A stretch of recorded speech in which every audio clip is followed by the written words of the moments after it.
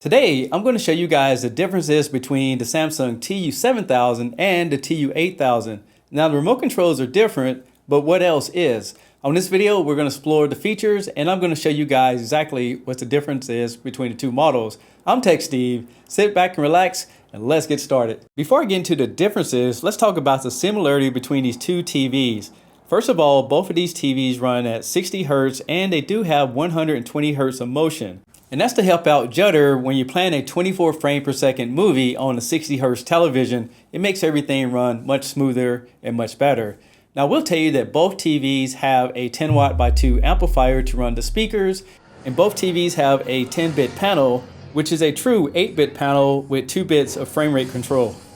The TU7000 is a titanium color, where the TU8000 is more of a black color.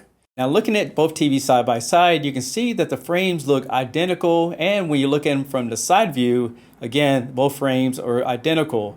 The one difference that you'll notice on the television side by side is the feet on the bottom. As you can see, the TU8000 has more of an angle to the feet. However, both feet just snap into place to install them, which makes it very easy. When it comes to the rear panel, both TVs look identical, and it's mainly because they use the exact same chassis. This is where things start to change. First of all, let's take a look at the inputs on the TU7000. You're going to find one USB 2.0, an Ethernet connection for connected direct to a router, two HDMI 2.0s for 60 Hz gaming or inputs, an antenna input, as well as a fiber optic output. I will tell you that the TU7000 is functional. However, if you do have more than two HDMI devices, you'll have to get some type of selector box. Take a look at the back of the TU8000. It has two USBs instead of one, an Ethernet connection, a third HDMI, so you have 3 inputs, a cable input, as well as an AV composite input, so you can hook up your older DVD player, and it does have a fiber optic output as well.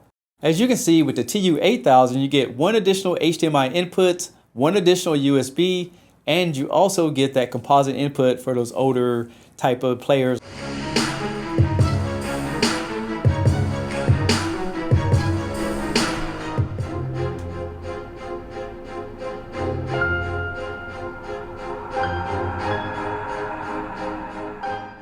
Now, we'll tell you that both TVs are set at standard mode, and after doing that demo, it looks like the TU8000 has a little bit better contrast, but let's go ahead and dive a little bit deeper into that.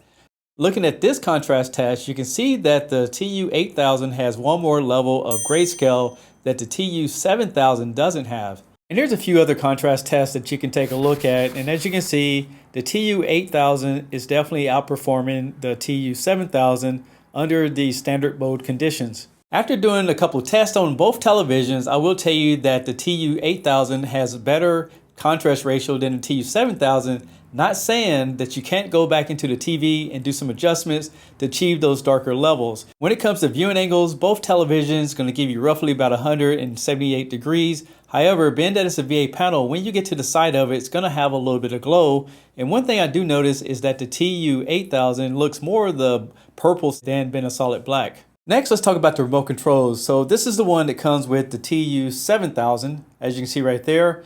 And overall, it's a good remote. It has your settings at the bottom, the hotkeys, and a lot of people like it because it has a full number pad on here just in case you're using the channels that's on the television. Now, when it comes to the TU8000, it comes with the Smart 1 remote. So this remote is not as intuitive as the other remote because you don't have direct buttons. However, this remote control can program itself based off what you plug into the TV. So for example, if you go in through the setup wizard and set up a soundbar, the TV will talk back to this remote control with the Bluetooth and program it automatically, so the keys become whatever you like it. Another thing I like about this remote is that the TU8000 has built-in voice commands. That's right, it does have built-in Google, built-in Bixby, and built-in Amazon Alexa, just in case you guys want to use the voice commands. Where the TU7000, you can connect it with the SmartThings application, but it would never have voice commands like this remote right here. So that gives you guys a good idea of how these TVs are different when it comes to remote controls. Next, let's dive into the menu system because the TU8000 has some more features that the TU7000 doesn't have. So now we're going to take a look at the menu system so I can show you guys a few things. on the TU8000, you see there's an option that says voice. There's the options that I was telling you guys a little bit earlier about the Bixby, the Amazon, and the Google Assistants. The next thing I will show you guys is internal device manager. So under this setting, you can see that both TVs will have a gaming mode. However, if you look at the TU7000, it doesn't have a gaming mode setting. It just says gaming mode. So let's go and press on that so we can look at the TU8000. And this is another difference between the two TVs. The TU8000 has gaming motion plus settings. Inside of here, you can change the judder reduction and LCD clear motion. So it's going to make your gaming a little bit darker, but much smoother in comparison. And the TU8000 has HGIG, as you can see there at the bottom. And this basically is a group of people who make sure that the gaming consoles deliver exactly what they intended on whenever they designed the software. Next thing I want to show you guys is that both TVs do have Apple AirPlay. You can also screen mirror from your smartphone like a Samsung, and that's some basic features.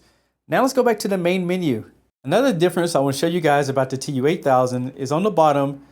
The TU8000 has an ambient mode, and basically this allows the TV to have more of a picture frame kind of setup.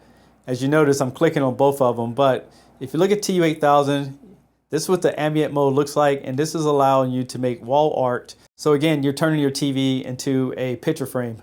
So after watching this video, you should now be able to make the best decision between these two TVs. If I was to choose, I would go to TU8000 for these reasons. First of all, the TU8000 has more inputs, and it also has voice control, remote control that a lot of people want on a TU7000 that you just can never have because it's not designed to have voice commands. So that'd be my recommendation if I was gonna say out of these two TVs. Another thing I want you guys to know is that I made a full video on both televisions, in fact, several videos, and you guys can go check it out as soon as this video is over. I'm Tech Steve. Thanks a lot for watching, and I'll catch you guys on the next one. Peace!